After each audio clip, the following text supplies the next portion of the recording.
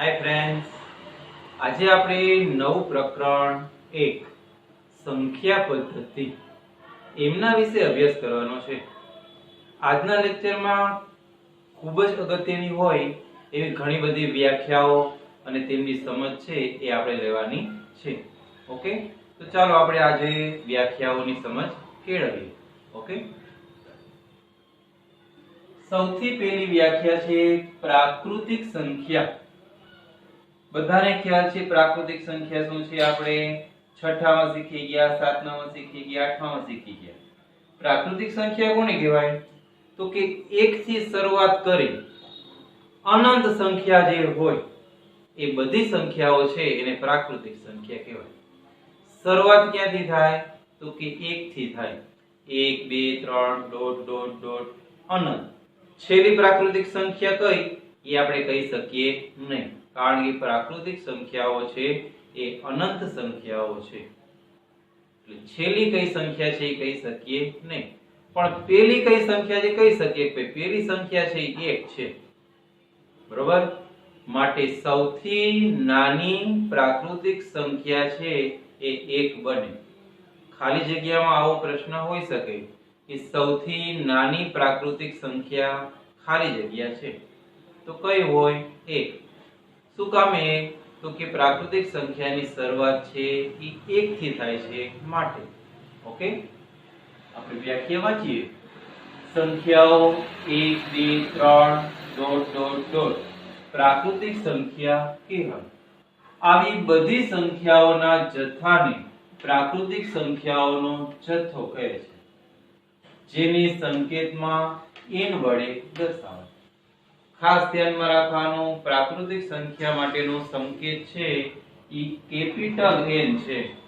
અહીંયા પછી તમે સ્મોલ n કરો તો એ ખોટું પડે. આ પણ ખાલી જગ્યામાં પૂછાય એવું છે. બરોબર? નેક્સ્ટ, એમના પછી પૂર્ણ સંખ્યાઓ. તો મિત્રો પૂર્ણ સંખ્યા કોને કહેવાય? તો કે પૂર્ણ સંખ્યાની શરૂઆત છે એ 0 થી થાય. 0 1 2 3 ડોટ ડોટ ડોટ ડોટ અનંત સંખ્યાઓ. જે રીતના પ્રાકૃતિક સંખ્યામાં સૌથી મોટી પ્રાકૃતિક સંખ્યા ન મળે એ જ પ્રમાણે પૂર્ણ સંખ્યામાં પણ સૌથી મોટી પૂર્ણ સંખ્યા ન મળે, કારણ કે એ અનંત સંખ્યાઓ છે. પણ અહીંયા પણ એમ કહી શકીએ કે સૌથી નાની પૂર્ણ સંખ્યા છે એ 0 છે, કારણ કે પૂર્ણ સંખ્યાની શરૂઆત છે એ 0 થી થાય છે. પૂર્ણ સંખ્યા માટેનો સંકેત કયો છે? W. Whole number. Whole number પૂર્ણ સંખ્યાને અંગ્રેજીમાં હોલ નંબર કહેવાય. હોલ નો W. ઓકે, હવે આગળ જોઈએ. વ્યાખ્યા વાંચીએ આપણે. સંખ્યાઓ 0 1 2 3 ડોટ ડોટ ડોટ પૂર્ણ સંખ્યાઓ કહેવાય, જેને સંકેતમાં W વડે દર્શાવાય. એમના પછી આગળ પૂર્ણાંક સંખ્યાઓ. તો મિત્રો પૂર્ણાંક સંખ્યાઓ એટલે શું? તો કે બધી જ પ્રાકૃતિક સંખ્યા અને બધી જ પ્રાકૃતિક સંખ્યાઓની વિરોધી સંખ્યા અને 0, આ બધી સંખ્યાઓને પૂર્ણાંક સંખ્યાઓ કહેવામાં આવે છે. ટૂંકમાં કહીએ તો બધી ઋણ સંખ્યાઓ, બધી ધન સંખ્યાઓ, બધી ધન પૂર્ણાંક સંખ્યાઓ, બધી ઋણ પૂર્ણાંક સંખ્યાઓ અને 0, આ બધાનો સમાવેશ છે એ આ પૂર્ણાંક સંખ્યામાં થાય. વ્યાખ્યા વાંચીએ તો કે સંખ્યાઓ dot dot dot -3 -2 -1 0 1 2 3 dot dot dot જેવી સંખ્યાઓને પૂર્ણાંક સંખ્યાઓ કહેવાય, જેને સંકેતમાં Z વડે દર્શાવાય. પૂર્ણાંક સંખ્યા માટેનો સંકેત કયો છે? Z. પૂર્ણાંક સંખ્યામાં સૌથી નાની પૂર્ણાંક સંખ્યા ન મળે, સૌથી મોટી પૂર્ણાંક સંખ્યા ન મળે. બરોબર છે? સૌથી નાની પૂર્ણાંક સંખ્યા કઈ છે? એક પણ નથી. કઈ જ ન શકીએ, કારણ કે સૌથી નાની પૂર્ણાંક સંખ્યા અનંત સુધી છે. ઋણ સંખ્યા એ નાની કહેવાય, પણ ઋણ છે એ અનંત સંખ્યાઓ છે. બરોબર? એટલે નાની પણ ન મળે, સૌથી મોટી સંખ્યા પણ ન મળે. સમય સંખ્યાઓ જો p અને q પૂર્ણાંક હોય અને q એ શૂન્યેતર હોય તથા p ના છેદમાં q સ્વરૂપમાં લખી શકાય તેવી બધી જ સંખ્યાઓને સમય સંખ્યાઓ કહે છે, જેને સંકેતમાં q વડે દર્શાવવામાં આવે. ટૂંકમાં સમય સંખ્યા એટલે કઈ? તો કે આ બધી સંખ્યાઓ પ્રાકૃતિક સંખ્યા છે નહીં, સમય સંખ્યા કહેવાય. પૂર્ણ સંખ્યા છે એ પણ સમય સંખ્યા છે, પૂર્ણાંક સંખ્યા છે એ પણ સમય સંખ્યા છે, આ ઉપરાંત પણ સમય સંખ્યાઓ છે. આ ત્રણેય સંખ્યાઓ તો સમય સંખ્યાઓ કહેવાય છે, પણ આના સિવાયની પણ પૂર્ણાંક સમય સંખ્યાઓ છે. કઈ? તો કે જેને આપણે p ના છેદમાં q સ્વરૂપમાં લખી શકીએ ને એવી તમામ સંખ્યાઓ છે એને સમય સંખ્યાઓ કહેવાય. તો એવી કઈ સંખ્યાઓ વળી? p ના છેદમાં q તો કે તમામ અપૂર્ણાંક. p ના છેદમાં q એટલે અપૂર્ણાંક જે અંશ અને છેદ સ્વરૂપમાં લખી શકાતી હોય તે બધી સંખ્યાઓને સમય સંખ્યાઓ કહેવામાં આવે છે. ઓકે, અને સમય સંખ્યા માટેનો સંકેત છે q. ઓકે, તો આપણે ચાર વ્યાખ્યાઓ જોઈ ગયા. હવે પછી નેક્સ્ટ વ્યાખ્યાઓ આપણે અસમય સંખ્યાની જોઈએ. તો હવે આપણે એમના પછીની અસમય સંખ્યાઓની વ્યાખ્યા જોઈએ. જે સંખ્યા સમય નથી તેવી તમામ સંખ્યાઓને અસમય સંખ્યાઓ કહેવાય. જેવી કે અનંત અનાવૃત સંખ્યા. બરોબર છે? એકદમ સરળ વ્યાખ્યા. જેને આપણે સમય સંખ્યા ન કહી શકીએ એવી બધી સંખ્યાઓ છે એને અસમય સંખ્યાઓ કહેવાય. બરોબર? તો તમે કહેશો કે એવી વાળી કઈ સંખ્યા જેને સમય ન કહેવાય, એવી વાળી કઈ સંખ્યાઓ હશે? તો મિત્રો જો આ 1 છે તો 1 ને કેવી સંખ્યા કહેવાય? તો તમે કહેશો 1 ને પ્રાકૃતિક કહેવાય ને પૂર્ણાંક સંખ્યા કઈ પૂર્ણ સંખ્યા કહેવાય, પૂર્ણાંક કહેવાય. તો આ સમય છે. તમે કહેશો -5 તો -5 ને કેવી કહેવાય? તો કે -5 છે પૂર્ણાંક છે, પૂર્ણાંક છે એ સમય સંખ્યા છે, તો આ સમય સંખ્યા છે. બરોબર? તમે લખશો કે 5 ના છેદમાં 7 તો આ કેવી સંખ્યા? તો આ સમય છે. તો આ બધી સમય છે તો અસમય વાળી કઈ હશે? આ બધી સંખ્યાઓ સમય છે. સમય તો સમજાઈ ગયું ને કે પ્રાકૃતિક છે, સમય છે. પૂર્ણ સંખ્યાઓ બધી છે, સમય છે. પૂર્ણાંક સંખ્યાઓ બધી છે, સમય છે. બરોબર? આ સિવાયની પણ સમય સંખ્યા કઈ? તો કે અપૂર્ણાંક છે એ પણ સમય છે. તો આના સિવાયની જે સંખ્યાઓ છે એને અસમય સંખ્યાઓ કહેવાય. તો આના સિવાયની કઈ? તો કે અનંત અનાવૃત સંખ્યા. જે શાંત નથી ને એવી બધી સંખ્યાઓ છે એ અસમય સંખ્યાઓ કહેવાય. અનંત અનાવૃત કોને કહેવાય? તો કે પોઈન્ટ પછી કોઈ નિશ્ચિત સંખ્યા પુનરાવર્તન ન થતી હોય તો એવી સંખ્યાઓને અનંત અનાવૃત કહેવાય. દાખલા તરીકે 0 પછી 1 2 પછી 1 2 4 પાછા 1 3 5 આમાં એક જ સરખી સંખ્યા રિપીટ ન થતી હોય. જ્યાં સુધી તમે લખો ત્યાં સુધી વારંવાર એક સરખી સંખ્યા રિપીટ ન થતી હોય તો એને કહેવાય અનંત અનાવૃત સંખ્યા. તો આવી અનંત અનાવૃત સંખ્યાઓ છે એને અસમય સંખ્યાઓ કહેવાય. બીજી કઈ સંખ્યા આવે? તો કે વર્ગમૂળમાં. આમ લખ્યું છે વર્ગમૂળમાં 4 તો આને કેવી કહેવાય? અસમય કહેવાય? ના, 4 નું વર્ગમૂળ તો નીકળે ને. 4 નું વર્ગમૂળ નીકળે 5 2 તો 2 છે એ કેવી સંખ્યા છે? પૂર્ણ સંખ્યા છે, પ્રાકૃતિક સંખ્યા છે. બરોબર? તો આને કહેવાય સમય સંખ્યા. પણ આમ આપેલું છે વર્ગમૂળમાં 6. હવે 6 નું વર્ગમૂળ નીકળે? ના નીકળે.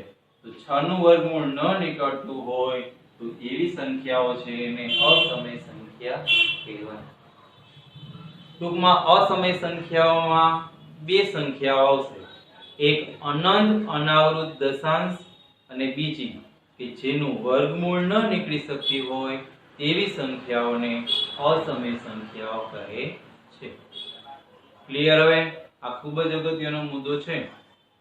હવે આવશે વાસ્તવિક સંખ્યાઓ, સમય સંખ્યાઓ તથા અસમય સંખ્યાઓ એના સમૂહને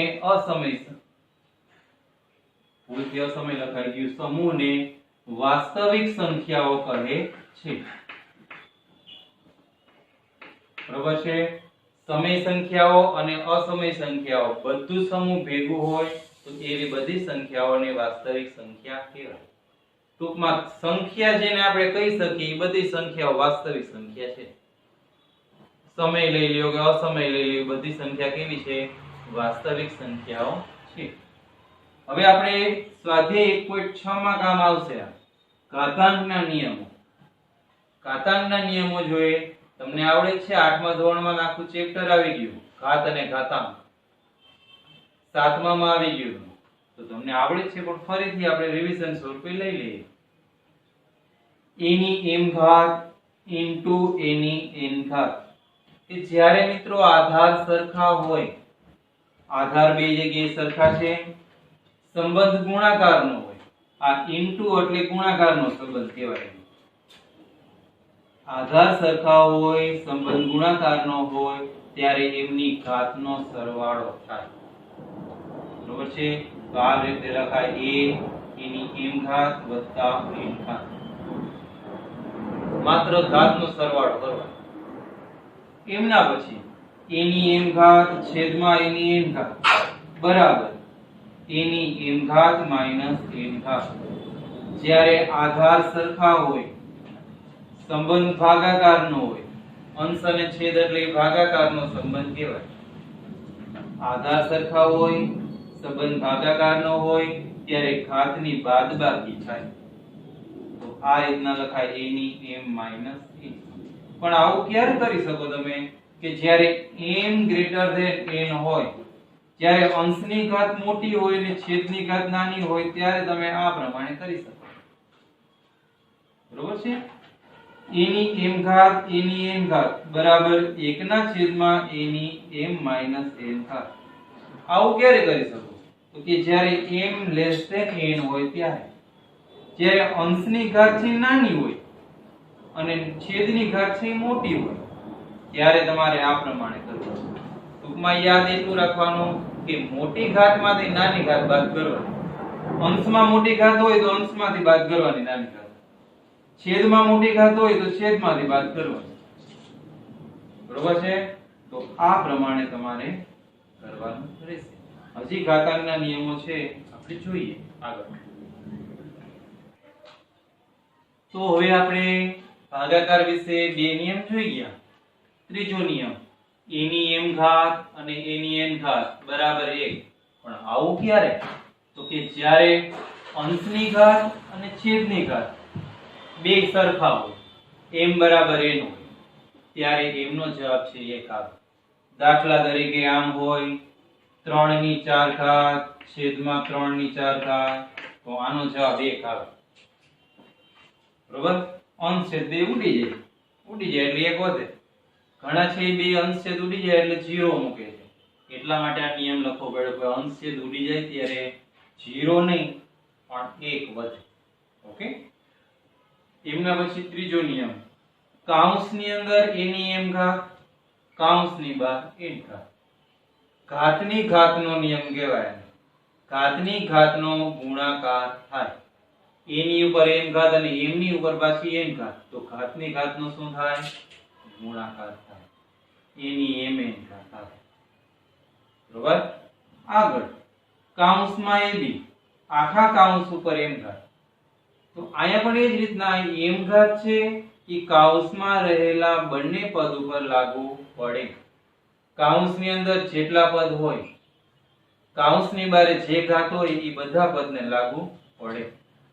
એટલે ab ની ઉપર m ઘાત તમે લખેલી છે તો a ની m ઘાત કહેવાય ને b ની પણ m ઘાત કહેવાય.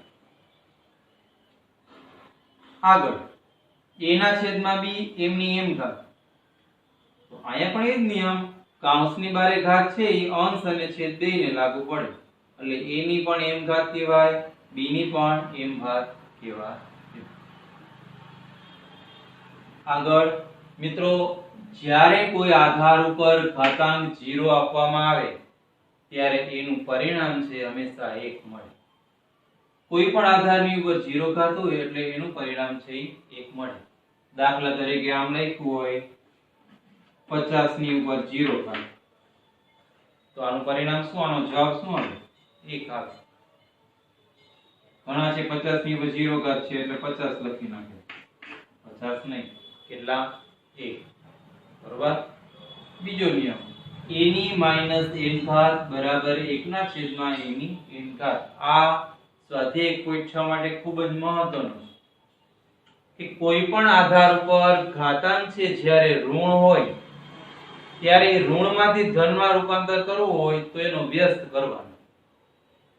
અંશમાં હોય તો એને છેદમાં લઈ જાય, છેદમાં હોય તો એને અંશમાં લઈ જાય, તો ઘાતાંક છે એ ઋણમાંથી ધનમાં રૂપાંતર થાય. દાખલા તરીકે આમ હોય 7 ની માઈનસ 5 ઘાત, 8 ની માઈનસ 4 ઘાત.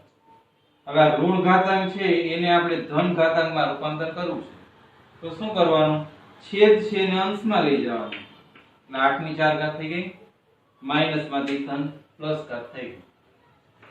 આ અંશ જે છે એને છેદમાં લઈ જવાનો, માઈનસ ઘાત છે તો પ્લસ ઘાત થઈ ગઈ. ઓકે, તો આ નિયમ છે ખૂબ જ અગત્યનો છે કે જ્યારે ઘાતાંક ઋણ આપવામાં આવેલો હોય ત્યારે એને ઘાતાંકને ધનમાં ફેરવવા માટે એમનો વ્યસ્ત કરવો પડે. આગળ વર્ગમૂળમાં અહીંયા જે તમને ઘાત આપી હોય એ એનું શું કરવાનું તો કે એને આપણે છેદમાં મૂકી દેવાનું. ઉદાહરણથી લેશું તો વ્યવસ્થિત સમજાશે કે તમને આમ આપ્યું છે બે 3 નું ચતુર્થમૂળ, 3 નું ચતુર્થમૂળ. ચતુર્થમૂળ તો નીકળતું નથી. હવે આને તમારે ઘાત સ્વરૂપે લખવું હોય તો શું લખાય? તો કે અહીંયા જેટલા લખ્યા હોય ને એને છેદમાં લખવાનું, અંશમાં 1. 3 ની 1/4 ઘાત એને લખવાનું. આમ લખ્યું છે વર્ગમૂળમાં, હાલો વર્ગમૂળમાં 5 લખ્યું છે. આને તમારે ઘાતાંક સ્વરૂપે લખવું છે તો શું લખાય? વર્ગમૂળ એટલે 2 કહેવાય, છેદમાં 2 અંશમાં 1. વર્ગમૂળમાં 5 ને ઘાત સ્વરૂપે લખવું હોય તો 5 ની 1/2 ઘાત. ઓકે, ચાલો એમના પછી નિયમ, બસ આ નિયમો આપણા પૂરા. તો આપણો આજનો થિયરીનો પીરિયડ છે અહીંયા પૂરો કરીએ છીએ. આટલી થિયરી તમારે પહેલા પ્રકરણ માટે સમજવાની રહેશે. Okay, thank you.